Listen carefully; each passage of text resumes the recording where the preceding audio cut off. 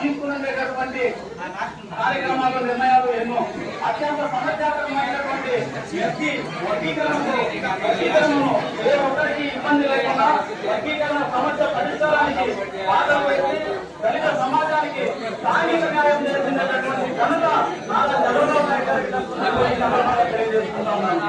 దళిత సమాజం ఎదుర్కొన్న సమస్యలకు శాశ్వత పరిష్కారం కల్పించడం కోసం ఉమ్మడి కమిషన్ గారిని చేసి ఆ కమిషన్ సూచించిన 42 సిఫారసులను అమలుపరిచి దళిత అభివృద్ధికి పాటుపడిన గొప్ప నాయకుడు శ్రీ చంద్రబాబు నాయుడు గారు.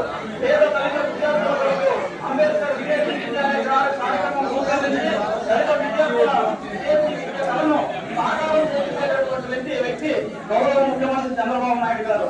ఎస్సీ సప్లా నిధులను 40,000 కోట్ల రూపాయలు